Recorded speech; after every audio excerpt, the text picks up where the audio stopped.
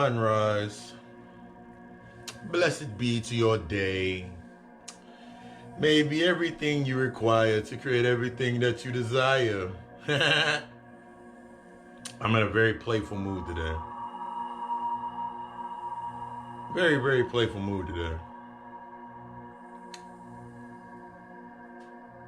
But this week on the God Hour podcast, it's streaming, it's out now. We got into the, what did I title it? Oh yeah, Paranoid Whispers. Titled it Paranoid Whispers.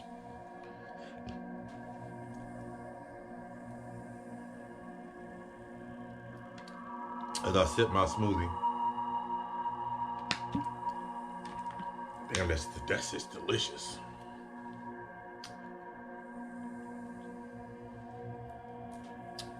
Paranoid Whispers.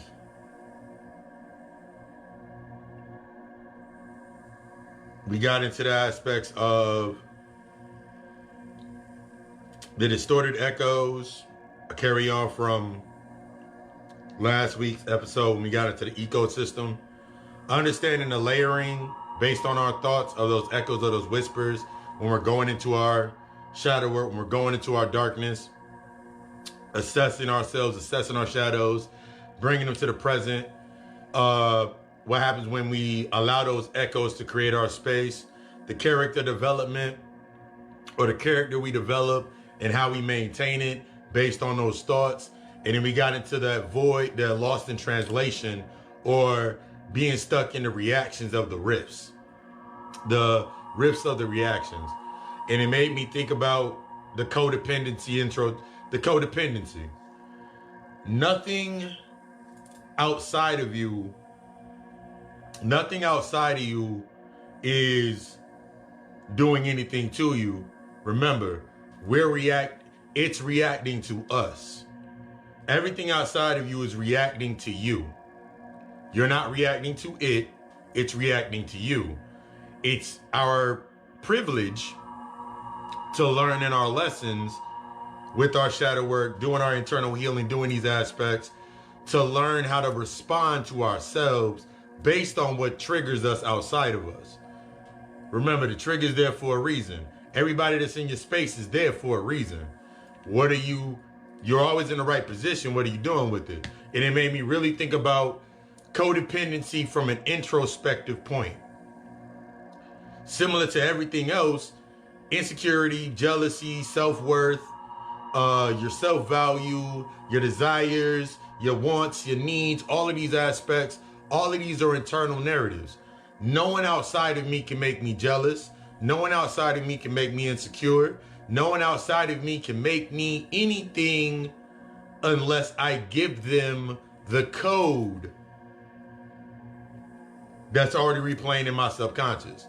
No one outside of me can make me feel any type of way unless I give them the code to the internal. This is the same thing when we're thinking about codependency from that introspective standpoint. Simple and put, codependency develops from us not integrating with our shadow, us not doing the internal work. Insecurity is everything else outside of you is magnified.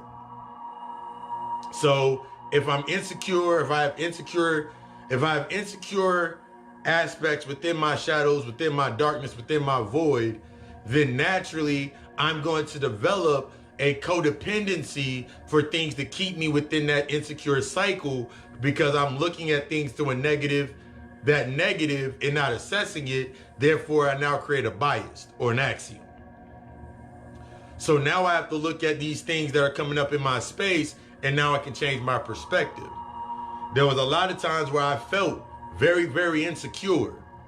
Whether it was insecure with my weight, whether it was insecure with speaking, eye contact, whatever it was. Insecure because I felt like I wasn't making enough money. Insecure because I wasn't where I thought I needed to be. All of these aspects came from, I had to start taking it into this term or into the state of my intro. How was I looking at it from within myself? In the God Hour podcast, I broke down a line. I actually made that line as a part of the ad. I don't care where I was I don't care what I was doing. I don't care how I felt. I don't care what I was doing, where I was at, how I felt that in that space. I don't care how old I became. I don't care what age I was, whether I was 25 to now being in the aspect of being 36. No matter what it was or where I was at, did not matter. I had to accept that my true age was based on the trauma or the experience. I don't care what you think, because you're not really thinking, you're just going through the aspects of you're just going through the motions. Because as long as I'm the age of the experience inside of my subconscious, as long as that keeps getting triggered, I'm always that age. I'm always going to be 12. I'm always going to be 13, 14, 8, 5, 6, 5, 4, 3, 2, 1. I'm always going to be in that stage. I'm always going to be in that emotional, I'm always going to be in this emotional stage. Because I have, in order for me to now create this character projection, I need things within my space to feed that projection, to give me the reason for my coping mechanisms, to give me the reasons for my trauma bonds. Regardless, that must be online in order for me to continue existing. Think about it. If you sit in shit long enough, it don't smell anymore. If I sit in filth long enough, it don't look bad to me anymore. I can keep creating reasons, and the reasons that'll come up. Oh, I meant to clean up. I meant to clean up before y'all came over. I meant to clean up before y'all came over. I was busy. I always can create an excuse. I'm too busy at my job. You feel me? I'm too busy at my job. I didn't have time to clean up. I'm too busy at my job to clean up. I'm too busy with my schooling to get organized. I'm always going to have a bias or a deficit because my mindset was based on lack. I don't care what I was trying to bring into my space, manifest, attract. As long as I was still stuck in that lack mindset, I developed a codependency. If I was lacking in the understanding of bringing myself into true peace, true happiness, that true balance of myself, I needed something outside of me to make me happy. I needed something outside of me because I didn't know what therapy was. See, the thing when it comes to this aspect of therapy, a lot of us expect others to be in our space to be the therapist, but it's only, remember, they only exist based on that projection of that character, because all we think it is talking to react, or listening to react. That's a lot of times where we get stuck into our space. So when it becomes the checkmate or the trigger or the point that comes up, we don't want to deal with it.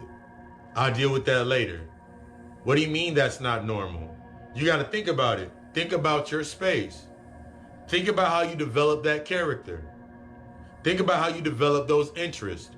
Think of how you developed your addictions, whatever your term of your addiction was.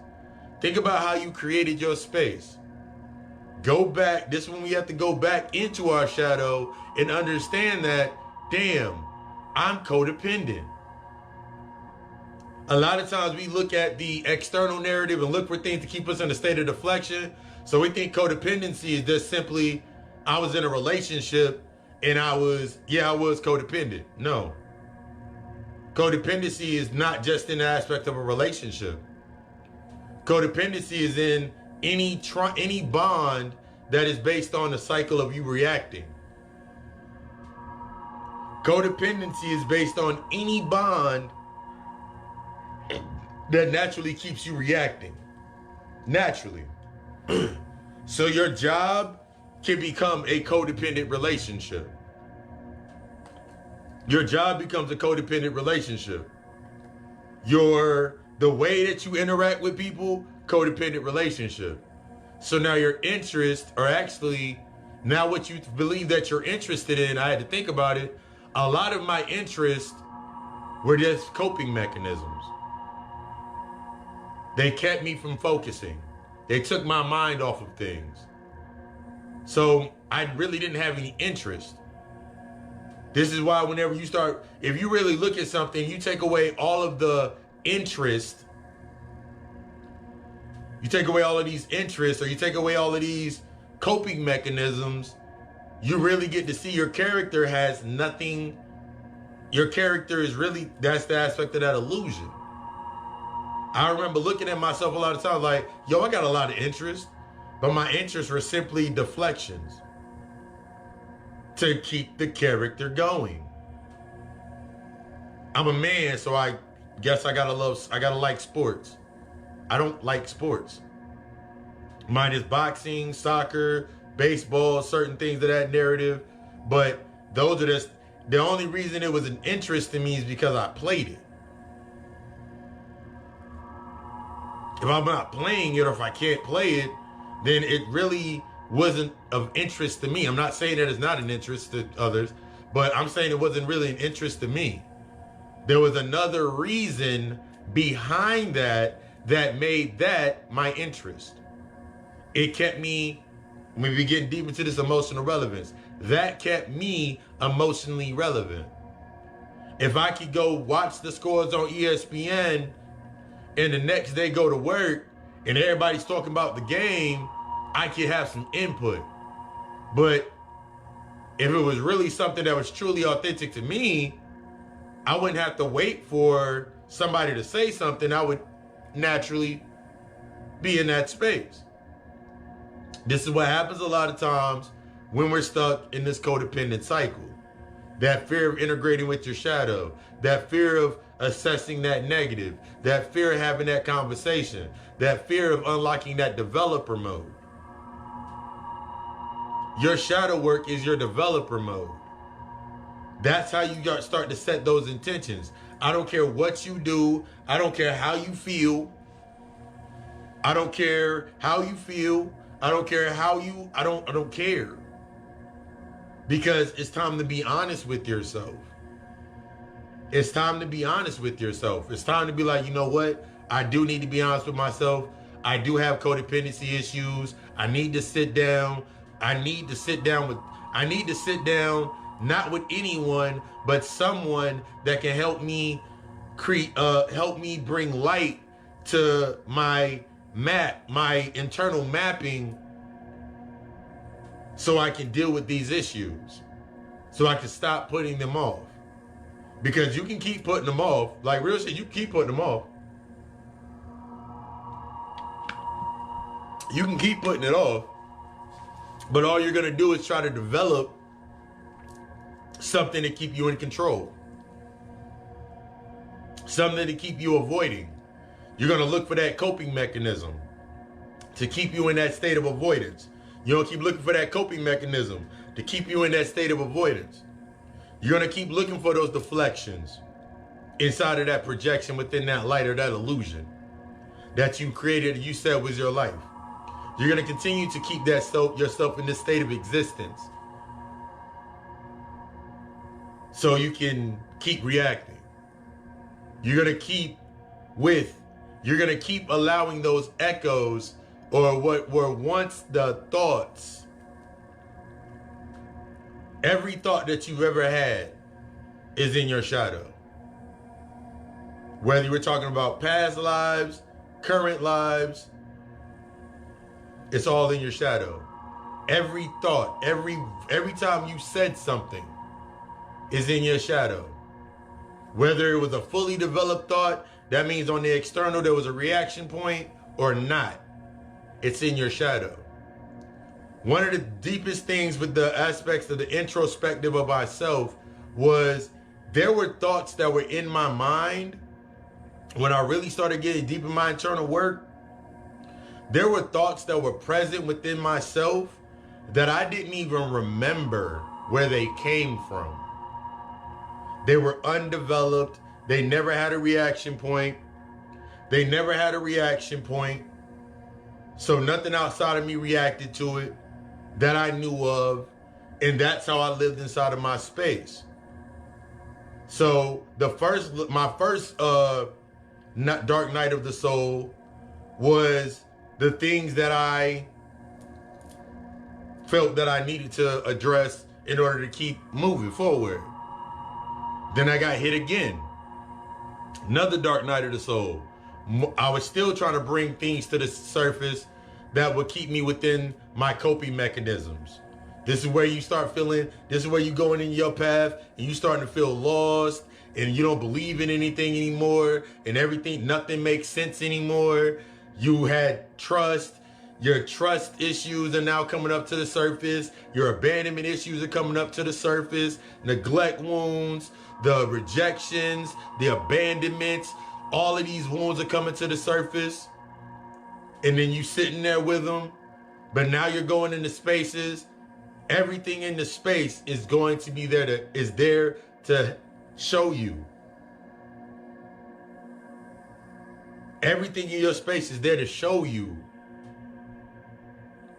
You don't have a lack of anything. You don't have a lack of anything. First key that you gotta have to realize, you're not lacking in anything. As long as you remain in that lack mindset, you will always be within that codependent algorithm. You will always stay codependent. You will always create these characters to best maintain the space. And that goes all the way to the character of you created inside of your head. That goes back to what I said earlier, talking about the aspects of the emotional development of wherever the traumatic event or the experience happened. That's where you at now. If you haven't dealt with it, think about your arguments. Think about your conversations. Think of how you try to control. Think of how you are inside of the argument or into the conversation. Are you just speaking? Are you communicating? Or are you conversing? Conversing is the comprehension of the conversation, of what's being communicated. That means I'm not looking at it through bias.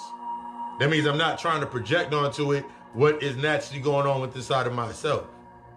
I remember looking back at conversations that I would have. And whenever I got angry, I started projecting.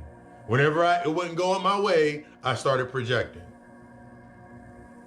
Okay, let me start projecting.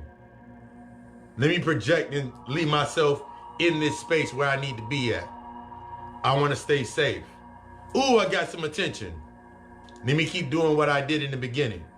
But that projection of that light only lasts as much as that negative is charged. As much as that negative is charged. You really got to think about that. You can be moving forward. You develop the codependency. You went from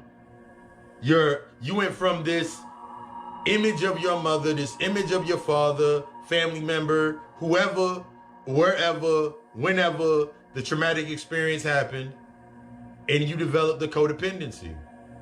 Because as long as it exists, as long as it's not assessed, you created a codependency. So now inside of your space, the character you created is now based in codependency. Whether it's the relationship, the job, the friendship, whatever it is, you develop the codependency. Remember, as you start to integrate with your shadow, that's when we talk about your soul tribe, your sisterhood, your brotherhood, your order, like what's around you. The collective that is around you is based on expansion.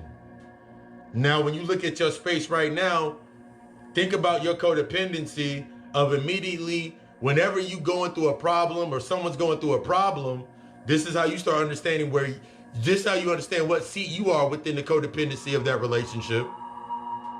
Someone calls you on your, like one of your homegirls or your homeboys call you on the phone and they're real passive aggressive or whatever it may be. They might be passive aggressive and they might say some shit to get you on their side. So you start feeding them emotionally. Guess what? You are the feminine aspect in that space. You're in your feminine aspect. They're in the masculine because they're telling you something. Or Or you can be in the masculine seat. Now you expect somebody else to be in the feminine seat. So now you got to look at your relationships. This is when you study all and follow none. This is when you studying and doing your research to yourself. Because at a point in time, that book is not going to do anything. It's time to that internal work. It's time to define your to define your codependent points and your coping mechanisms, and really be like, damn, I was very codependent. Be gentle with yourself. Be gentle with yourself, but be aware. Be fierce in setting the new tone. Always be gentle with yourself because you're dealing with your inner child. Your inner child was already in the aspect, been saturated in fear.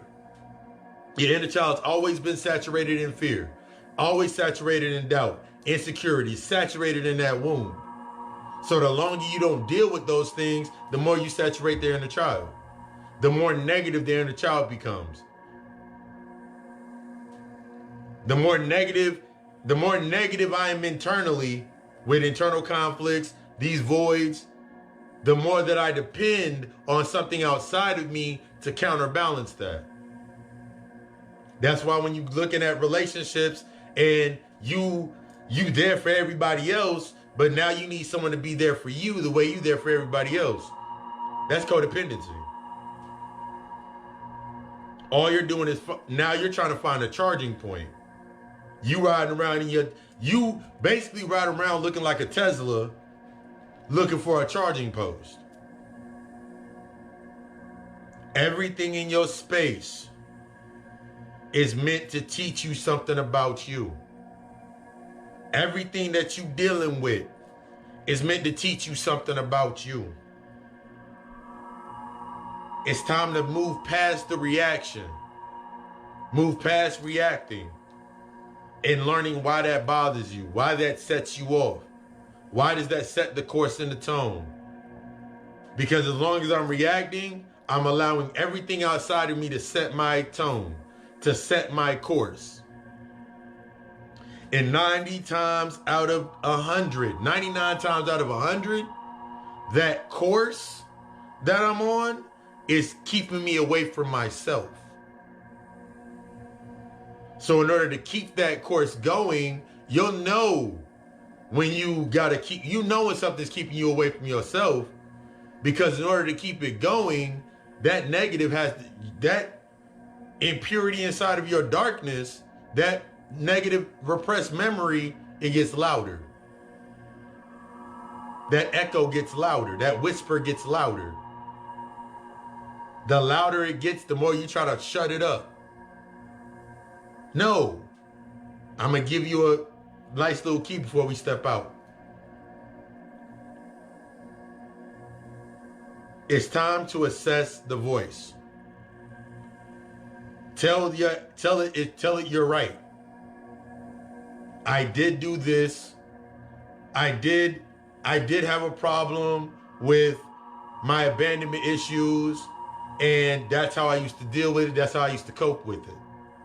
But now that I know this and I've acknowledged this, now it's time for me to accept the process of me going into apologizing to myself. As you do that more internally, that's why I always, when I talk to someone, when I'm dealing with my clients, I'll always ask the question, have you thanked your mother? Have you thanked your father? Have you thanked your baby mother, your baby father? Have you thanked your wife, your ex-wife, your husband, whatever it is? Have you thanked that friend? Have you thanked your sister? Have you thanked your brother? Have you thanked them? And it's in the beginning stage, it's always the same reaction. Hell no. Why would I forgive them? Why would I let alone want to forgive them? Why would I thank them? As long as you don't thank them, you'll always need them. As long as I'm not thanking you, I'm always saying that I need you. I'm basically saying the check's in the mail. So now I'm in that stuck view of acceptance. It's time to look at your character. How you develop yourself to exist within this space. It's time to accept that you've been codependent for a while. Even when you thought you were not codependent, I can tell you that you were codependent. Look at your space. Codependency is based on the need for a reaction. Codependency is not dealing with that aspect of your shadow. So if you're not dealing with your shadow, I guarantee you're codependent in one certain way. That's how you form that addiction, that habit, that pattern, that behavior. So what do you want to do? How do you want to move forward? You ready to learn? You ready to get out of your way? Good. Good. If you're ready to get out of the way, and you're ready to have that conversation, all in the description. Go ahead and book a reading, book that consultation. Let's get started. Let's get started and let's continue.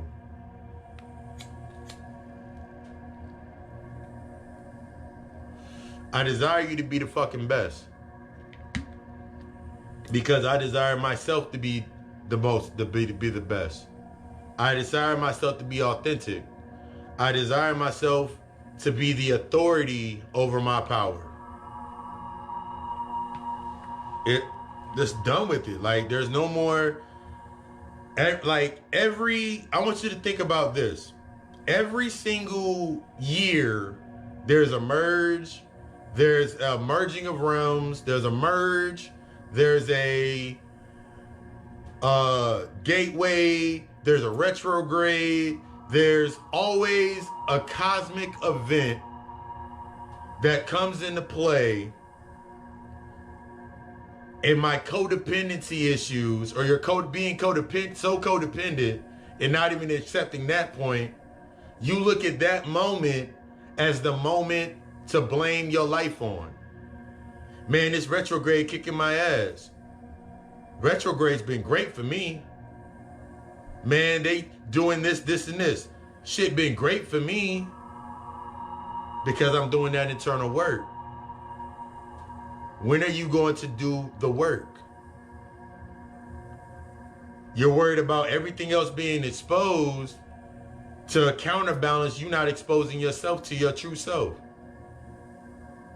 I desire you to be the fucking best. Again, God Hour Podcast, streaming now. Got into those paranoid whispers. This Friday, we don't get into that isolated reaction.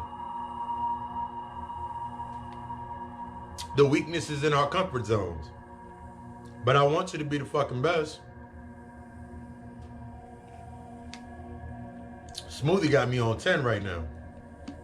Or it's enhancing me being already on the level that I'm at.